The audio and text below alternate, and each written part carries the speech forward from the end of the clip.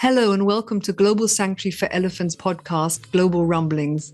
Global Sanctuary for Elephants, or GSE for short, is a non-profit organization with a mission to create vast safe spaces for captive elephants where they are able to heal physically and emotionally, often from very traumatic pasts. I'm your host, Nadia Mari, and I'll be taking you to the lush jungle of the Mato Grosso region in central Brazil, home of GSE's initial project, Elephant Sanctuary Brazil. Currently home to 6 female Asian elephants, lovingly referred to as the girls. Hello, welcome everybody. Thank you for joining us this year for our brand new episode of Global Rumblings. A lot has happened at the sanctuary, so let's head over to Brazil to say hi to Kat and Scott. Hello, you two. Happy New Year. Hey, Nadia. Happy New Year. Happy New Year, Nadia. How are you? I'm fine. Very excited about today's episode, in which we will be talking about flying Ramba over the Andes, but also a lot has happened at the sanctuary. So there are a few topics I'd like to touch on. The fire. Tell us about that. What to say about the fire? Clearly, we're in a new era of climate change, climate shift.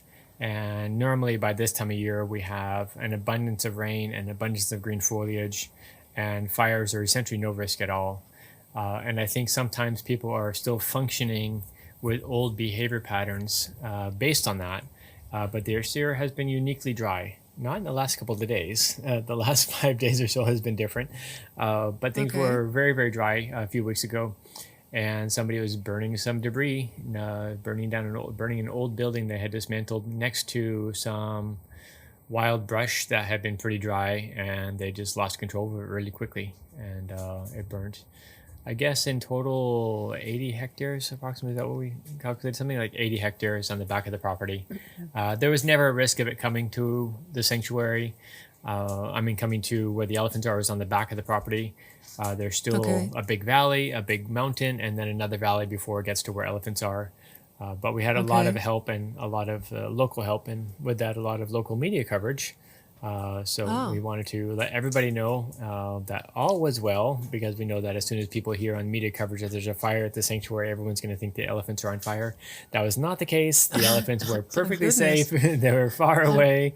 That's a nice way to put it. But we did have a lot of really interested people and a lot of help. Community help was just astounding. I mean, they were very quick to respond to help. And because we know there's fires, that we have a bunch of stuff set up. We have fire breaks, and we have a water tanker, and we have all these preventative measures. But this guy literally set the fire on our property border. So the second it went anywhere, it was on our property. And they're not like California wildfires. These are slow burning, low burning. You can usually walk right next to them. So I know some people, when they hear a fire, at least even still when I hear it, I picture California and the huge blazes there, and it's not like that here. So thankfully it was green enough that it didn't go very far, and then we got a big rainstorm the next morning, and that put about 95% of it out, and then the rest was out by the next day. So And you had great support from the firefighters as well. I read that they actually stayed a day longer or 2 days longer in Chapada just to make sure that everything was fine so they could intervene. So you are very well connected, it seems, as well. The elephants are loved by many people, and it's very convenient in those situations. It really is community-based. I mean, it is about the elephants for sure. People are very curious and very, very protective of them. But what we've seen in the last couple of years, because of the increasing number of fires regionally, I think there has been more of a community approach to the response. You know, they are jumping in faster. They are coordinating efforts better. Formerly with some of the logistics, it was tough with lunches and lodging and stuff. But now all that has just amplified all the way around regionally. So is the rainy season very delayed this year? Because I've sort of mentally noted October starts, October, November, rain season starts and goes until, correct me if I'm wrong, March, April. So is it very late this year, or is it just very intermittent? Nadia couldn't stay away from the weather. I'm not talking about the weather here. I'm not talking about the weather here. Sorry, John. It is fitting. We, as you guys know, for those that have been listening, the rains actually came early this year, and then they dissipated. Yeah, no, they didn't dissipate. They just stopped. Yeah. I mean, we had weeks with nothing, and it was like, oh no, what's going to happen? So right now we're on track for how it should be, but it's definitely, as you mentioned, the whole lovely global warming thing and the cutting down of the Amazon that was actually promoted over the last few years definitely seems to have had quite an effect. But on the bright side, this week we had an abundance of rain.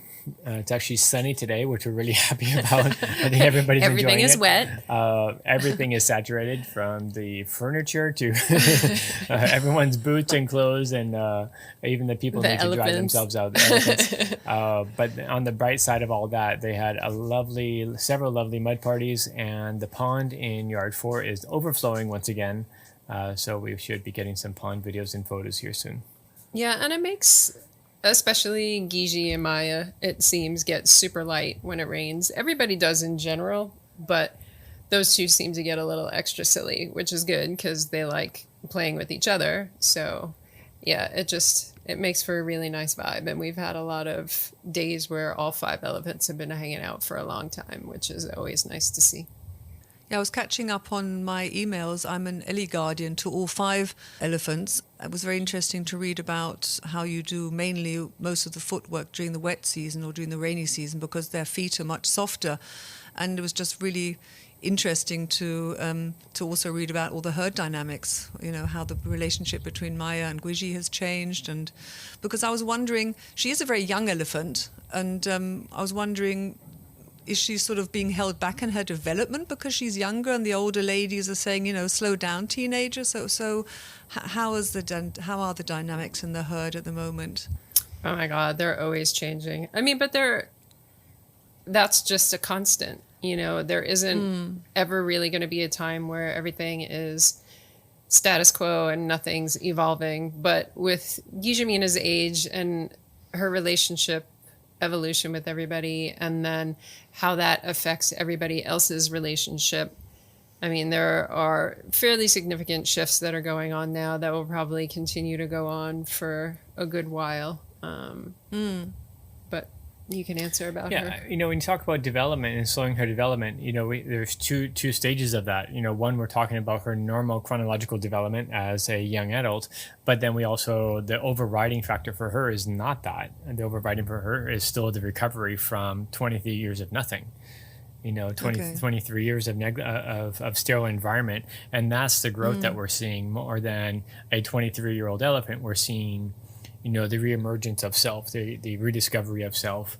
And the reality is she doesn't act like a typical 23-year-old. We've talked about how emotionally she's closer to, an 8 or 9-year-old, which makes sense for how sterile her life was and what she wasn't able to do or express. So, I mean, there's a lot of maturity she's going to be going through over the next, 2 decades.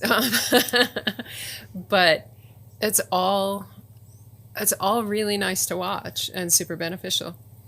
Yeah, it's as Kat said, it's changing all the time. But the relationship with Geisha is not the only relationship that's changing. It's changing with everybody. Sure. And that happens irrelevant of having a younger elephant. Even if it was all older elephants, you'd still have the same thing. Again, we're talking about, as we, with recovery from trauma, that's not a 2-week process. That's not a 2-year process. That is a lifelong evolution. That's a lifelong, recovery.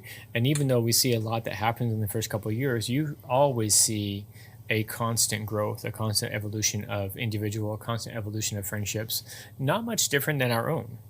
Not much different even between, the dogs and the cats that we have here. We have 2 siblings that, that were, for a long time, anytime they were sleeping, they were in the same bed. Now they prefer their own space a little bit more, unless it gets cold. But that's just a normal shift that happens with all of our friendships and relationships. And with each friendship, it has that that impact that goes outside of that individual friendship. Gijamina and Maya are really close right now. Gijamina is also really close with Bambi. She's fine with the other two. They just don't find her quite as entertaining as as Maya and Bambi do. But because of not just because of the friendship between Gijamina and Maya, but also with just Maya's general evolution, but her friendship with Gijamina and how much Gijamina likes being around everybody has also affected how much time Maya spends with everybody. So for the first time ever, we saw, and we posted the video of Mara putting her trunk over Maya's head and testing the waters a little bit with that relationship. And although they don't spend a lot of time together, they have been together side by side. Their relationship was evolving before Bambi's arrival and then kind of fell back after Bambi's arrival. But we've never seen Mara try to do anything that could be remotely construed as dominant. And it wasn't aggressive. It wasn't anything like that. It's just a behavior. In the past, she was so insecure around Maya as far as dominance that she never would have done something like that. And the other day... Maya's much softer, much more open, much more malleable than she was before. She definitely had that hard front when she, at the early stages of her relationship with Mara, she was still going through her own adjustment post Gita's passing, and her own adjustment as an elephant who had only been here for 3 or 4 years. Yeah. So she's still going through, again, this lifelong recovery from trauma. And then added to that with Gita's passing, closed her off a little bit, but now she's much more open. She's much softer, much more malleable, much more vulnerable. Yeah. You see that softness coming out. That's allowing Mara to then open up on a different level with her. So all of those relationships have a ripple effect that kind of touch on everybody else's everything. And it's interesting to watch, and it's nice to see. Yeah, so at this point, I think we're seeing, like I said, with the rains and stuff, we're seeing a lot more time with all 5 elephants. Not necessarily all 5 standing side by side right on top of each other, although we've had that as well with Gijamina, who isn't great with boundaries, just walks right into the middle of the pile of elephants because she thinks that's where she belongs. She definitely brings that element of levity to them also. Oh, absolutely. I mean, her age is definitely it. Although sometimes some of the Powerpuff Girls are like, oh my God. There also is a renewed energy that comes when you have an elephant that age. So there is definitely a lightness that is newer with her.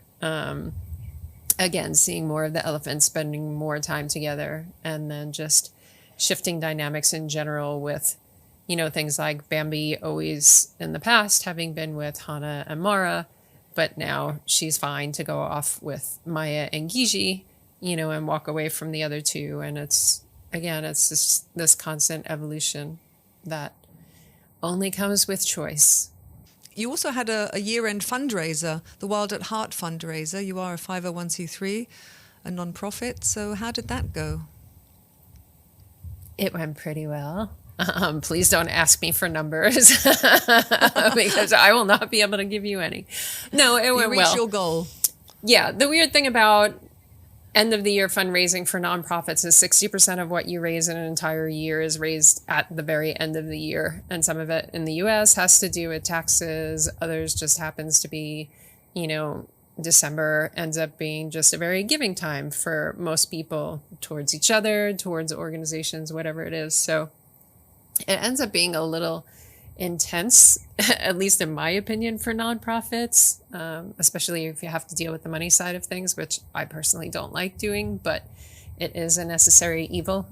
We do need money to take care of the elephants. Yeah. I think when you talk to most people who run small nonprofits and you ask how the holidays were, it's always a stressful time because it is the biggest time of giving. There's a lot of communications. There's a lot of work. There's a lot of, it's you're trying to balance the normal family celebrations and the necessity that 60% of your money is coming in the next 2 weeks. So it ends up being a bit of a challenging time. But it's all good. The numbers look good. that is considered successful as far as I'm concerned. The support is always amazing. There's no end to the amazement we have with how strong our relatively small group of supporters is.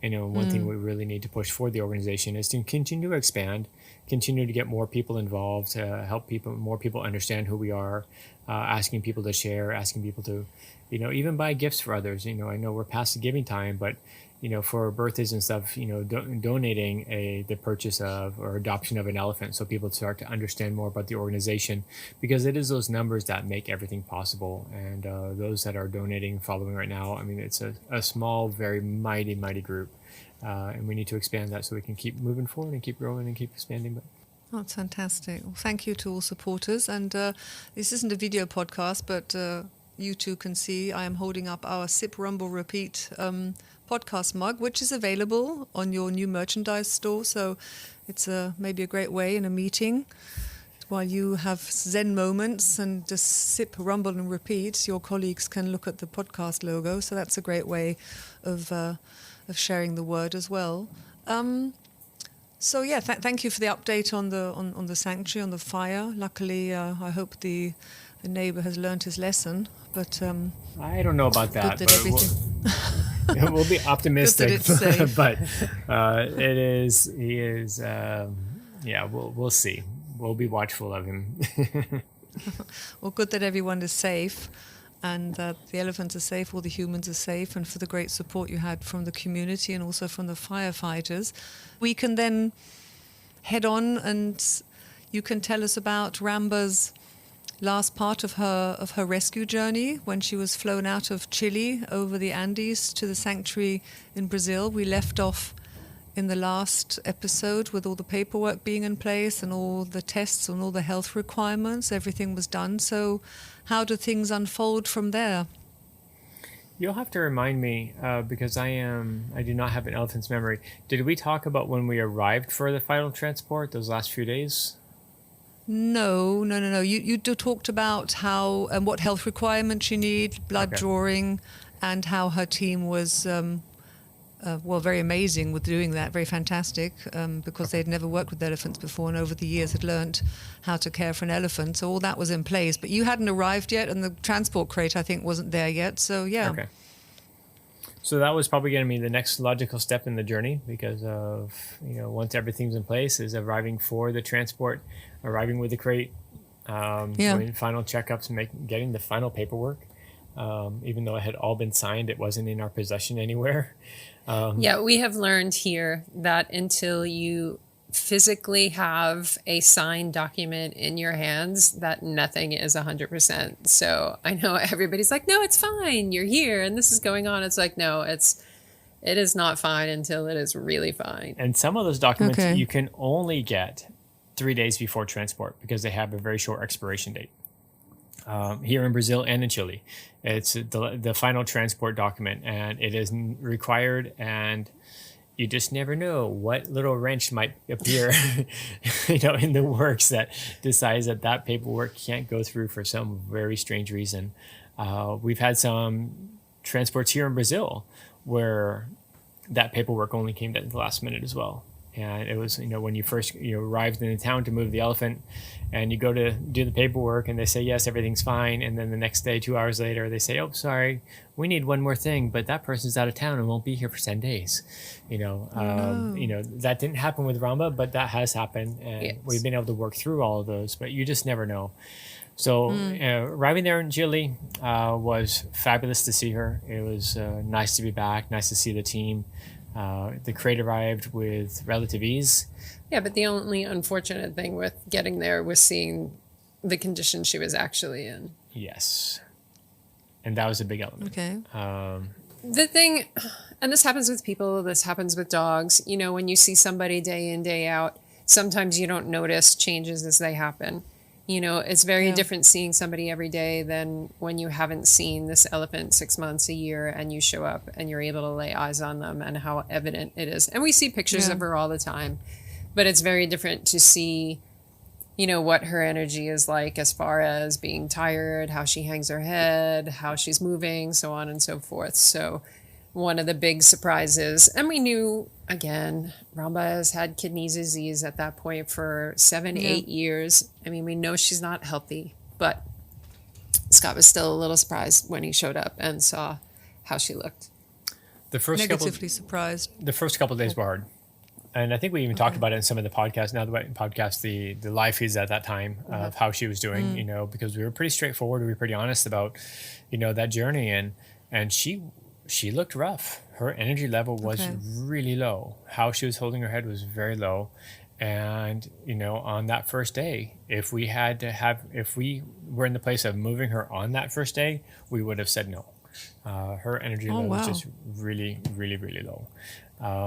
And with that, because at low energy level, she wasn't engaging as much with the container. She wasn't responding as much to food motivation like she had in the past.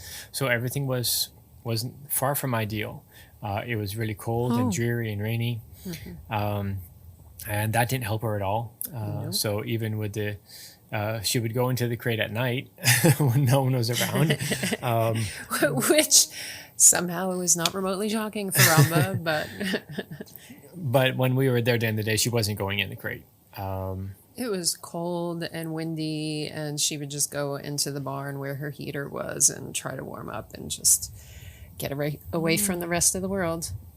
Yeah, so it was a little bit rough. You do have a plane to catch, huh? We have a plane to catch. And And that's one of the most difficult things is for road transport. I mean, like Bambi, you know, Bambi wasn't ready to be closed into a container and hit the road. So her dates were changed. I mean, we were willing to change her dates by, you know, a month, 6 weeks, whatever it was going to take. Thankfully, that did not happen. But with a plane, you can't do that. I mean, she doesn't make that plane. You are out multiple hundreds of thousands of dollars. And as a small organization, that's not something we have laying around. So there was definitely a pressure. But there was also the pressure of, if we don't try now, is there going to be another option?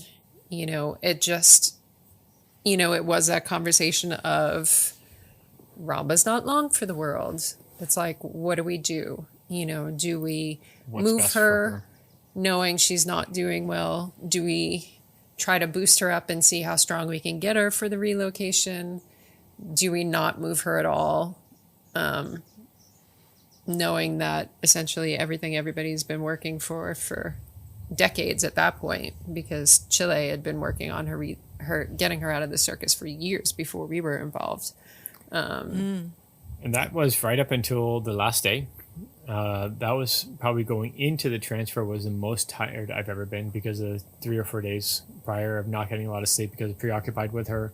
The day before the transport was at 2:30 in the morning. Florencia showed up with Laura, who was a veterinarian at Elephant Sanctuary Brazil at the time.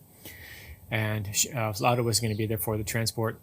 And she was bringing some extra supplies for the trip, and she ended up getting stuck at the airport going through customs and immigration. So she was delayed getting there. That's what happens when you bring up a bag full of drugs. Medication, and, So, even though it all has the appropriate paperwork and everything was fine, it did definitely cause a delay. Everything I talked about before with all the authorities, everything was aligned, but it's still at last minute. And to go back a little bit, when the transport crate got there, we are ready to... Everyone's ready to unload the transport crate. The crane's there, the truck's there, and they said, no, you can't. They failed to do one of the inspections at the border crossing. We need to send somebody there. Okay, when that's going to happen? In 2 days. Well, we don't have 2 days. We have today. So they showed up a few hours later. When they showed up, they asked us to open up two of the toolboxes to show them what was inside of them. Can you show me item number 15, wrench number Z? Because we have to inventory everything. I mean, it's... Oh, really? You're going from one country to another, so everything has to be labeled. Everything has to be inventoried. You need the weights. I mean, it's ridiculous the first time you do it. You need the weight of this chain. You need the weight of a hammer. You need... It's a lot of paperwork. So we waited for a few hours, and they asked to open up 2 different toolboxes and look at and show them that 2 of the tools that are on the list were in there. And they, okay, now you can move forward. But they seal it. So if we did anything, they would have known that. So literally the crate just had to sit there waiting for this person to show up. And we ended up losing that whole day of Yep. acclimation for her to acclimate the crate, because by the time that was done, it was at the end of the day and we still needed to cut the fence, et cetera, et cetera, et cetera. So on the last day before the transport, we were there with Florencia and Laura at 2:30 in the morning, and Florencia saying, "Are we doing the right thing for Ramba? Should we just stop the transport?" And, at that time, we had the honest conversation again, is we're not ready to make that decision. We're still moving forward. We still have a whole other day. At any point, even before she gets on the plane, we could be on the road, on the way to the airport, and decide she's not doing well, let's go back to Parque Safari. But first things first, let's get through tonight. Let's see how she is tomorrow, and let's just see how it all goes. But part of that conversation, and it is a very honest conversation, and it was a conversation that went on with everyone that was involved, from the lawyers to the veterinarians to the caregivers, I think even some of the politicians, was there is a possibility with how she looks right now that she could die during transport. I mean, we have to acknowledge it. We have to talk about it. We can't be in denial. She is old. She is not well. You're not talking about a 6-hour transport. It's multiple days. And we have to put that out there to make sure people understand when we're making the decision of how do we move forward with her? Do we take her? Do we leave her? That the honest conversation really has to be had. And that has to include the fact that she could die. But with that conversation, it's not only could she die in transport, because it's not going to be the transport that would kill her. She could die at any moment. Sure. She could die there before we even get her into the transport container. Sure. She could die 2 days later. I mean, this is how elephants go sometimes, that with elephants, with wild animals, they mask a lot. They hide a lot of their suffering until right at the end. And the fact that we were seeing so much of what was going on with her was definitely, I would say, not a good sign. It was definitely an indication that, again, she wasn't long for the world and anything could happen at any point. And people had to be comfortable with the fact that if everybody was supportive of moving her and she did die on the road, that, everybody had stood behind that. And the reality of it was that when the discussion was had, as long as she looked remotely strong enough to go, everybody wanted her to go. And it was that, even if she is with other elephants and in the presence of other elephants, can smell them, can hear them, even if she doesn't get to meet them or touch them, to have that even for an hour, if that was all she was going to get, everybody felt like that was enough. And all of the politicians, all of the authorities, they all said the same thing on those days. They all said, we're here for her. Her future is a sanctuary. We're all moving forward in that direction. So how did you get her in the crate then? We'll have to wait for it was so cold and she was in the heater. Well, we're going to have to wait for the next episode on that one. Because I know you all love cliffhangers. So with that, you're going to have to join us in 2 more weeks to find out what happened with Ramba next. Like everything with Ramba, it wasn't straightforward. She definitely has a mind of her own. And it's one of the most charming things about her. She is that label we sometimes use of stubborn grandma. And it is one of absolute love and affection when we use it. It is a joy to know that after essentially 50 years for most of these elephants of doing everything they're told to and not being able to make any choice, being able to see their personalities come out, them being able to say no and have it honored, and how spunky that makes some of them is one of the most charming things that happens with some of these elephants. So when we say she's a stubborn grandma, that is a statement full of love. She was something. She was something. And it was also, I will say, one of the most beautiful days we had in Chile. Oh, well, she did surprise us when you rescued her in the episode from the circus. and with the mayor, not with the mayor, with the major tapping on his watch, letting you know if you don't rescue her now or if she doesn't get into the crate, that's it. And then suddenly she says, okay, in I go. So what a very unexpected podcast. I'm sorry, listeners. I did not know that we were going to have our first podcast of the year ending on a cliffhanger. I guess we can say that it's a Ramba tended to repeat history. Let's leave the drama till the end. Okay. Okay. Well, it was lovely catching up with you after our break, after nearly 5 weeks not talking to you. What have you got planned for the rest of the day? Oh, I have to think about that. I have to go and look at a million more CVs. We are hiring a new social media person. Our lovely Jana is leaving. She's crying about it. Everybody's crying about it. It's for a good reason. She's not getting another job, but we do have to, I can't say replace her because we've known her for years now and she definitely is not replaceable, but we do have to fill that position. So we have like 170 applicants, which is very nice in some ways and horrific in others. So that is what I will be spending my afternoon doing. Another dream job up for grabs. Totally. And Scott, what about you? I have to go back and we have to do some stuff with some of the wildlife. We have 2 baby anteaters, and after all the rain, we have to replace some of the bedding and stuff in their enclosure. So I'll be doing that, and then elephants. Oh, another cliffhanger. We had last time we talked about the mother anteater and her baby, but now you have 2 more anteaters. So sorry, listeners, definitely a cliffhanger for elephants, a cliffhanger for anteaters. Okay, so next time when we catch up, we'll go straight into talking about the current wildlife before we find out how Ramba got into the crate and was flown over the Andes. So thank you. Lovely catching up with you. And until next time, take care. Thank you, Nadia. It's always a pleasure. Bye. So that's all we have time for this week. And yes, I apologize for the cliffhanger, but if you enjoyed the podcast, and I hope you are, and we hope you are, subscribe and leave us a friendly rating and a review and hit that bell notification to make sure that you catch up with us again in 2 weeks' time. And until then, take care and keep rumbling. Bye.